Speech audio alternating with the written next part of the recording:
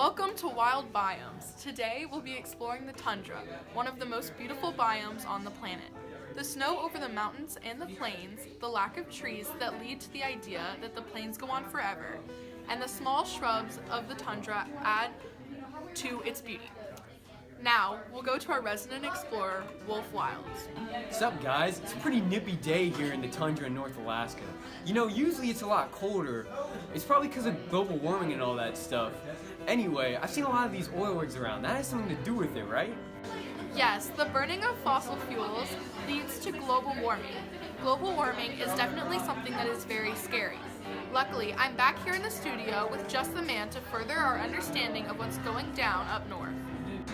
Please introduce yourself. Hello everybody, my name is Professor Leonard Smithfield and I'm here today on Wild Biomes to explain to you the concept of global warming. So, what is global warming? That's a question that a lot of young people today can't answer. Now, I don't know anything about the Twitter and Facebook, but I do know that this should be an issue that young people should be concerned about, because this is very important for them because it will affect their life on Earth in the future.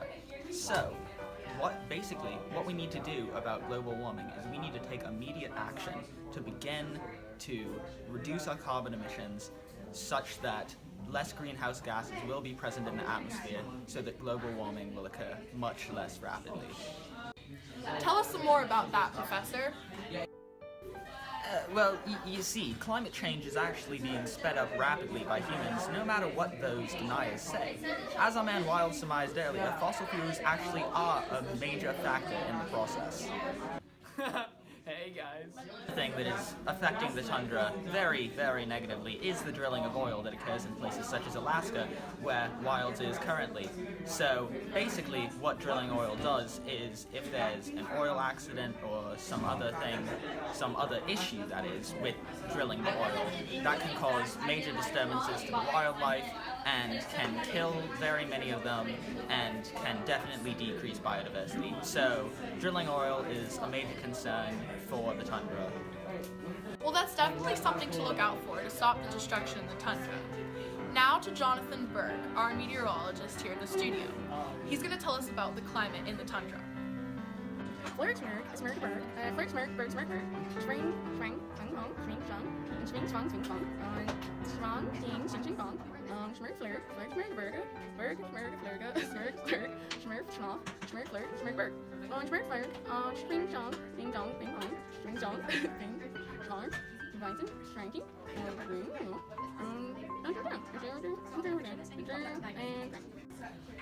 Did anybody understand that? Ooh, I got this. I studied German in high school. Yeah, I'm sure that's what she said. Now, back to Wolf, out in the field. He's gonna talk to us about the plants and animals in the tundra. Yeah, so I noticed there are barely any plants. All I've come across were short grasses and shrubs. I noticed that they're adapted to grow under a layer of snow. Under a layer of snow. And that they can also photosynthesize in cold temperatures. Also, I figured out that they grow quickly during the summer so they can take advantage of the short period of growth in the tundra. And how about the animals? So a lot of the animals have really thick fur and adapt well to the cold temperatures here. A lot of them also hibernate like polar bears do. They store food and it serves as a layer of fat under their skin. During my day here, I've seen polar bears, caribou, wolves, and oxes, just to name a few. One of those caribou actually tried to kill me too. That thing had this mean look and just charged straight at me. I ran for my life, bro. It was traumatic. Alright, yeah, we got it, Wolf. Anyways, Professor, I'm wondering about the relationships between these plants and animals. How does the food web here work? Just like any other biome's food web, the tundra's food web starts out with producers. Those producers are usually plants. Since the tundra can't have any trees, it's usually lichens, mosses, or grasses,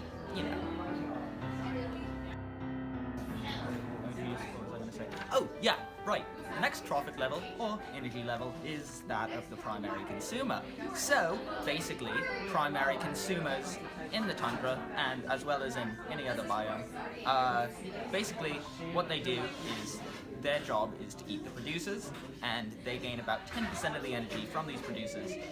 Some examples of primary consumers in the tundra. Yep, that's the biome we're talking about. Tundra. That's it. Yeah, Arctic hares and caribou. That's it. Yep. Arctic hares, caribou, primary consumers. That's them. Yep. So, basically, after those primary consumers, they're eaten by secondary consumers, which, again, gain 10% of the energy for a total of 1% of the energy from the producers. So, basically, an example of a secondary consumer would be an Arctic wolf. Oh, God. You know, my mother just got divorced from her Arctic wolf husband. It was a really traumatic experience for me. You know, I was raised with an Arctic wolf as my father. I've just really been shaken to the core by this whole thing. Like, you know, I grew up calling this Arctic wolf my daddy, and it's just made me really sad inside to see him gone. Like, I mean, I know why my mother had to divorce him. He was kind of a mess around the household, slob, didn't have a job. But, you know, it's just a really sad experience. But anyways, after secondary consumers are tertiary. Tertiary. I hate my accent. You know, I've never been able to say that word. Tertiary. But, you know, tertiary consumers, polar bears, they eat the secondary consumers, get, you know, energy from them. Yeah, okay, I'm gonna go and cry about my father now. Bye.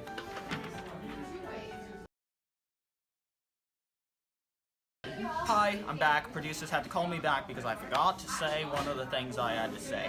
Whoop-de-doo. So, basically, after tertiary consumers, detritivores, decomposers, fungi. They decompose them. Yep.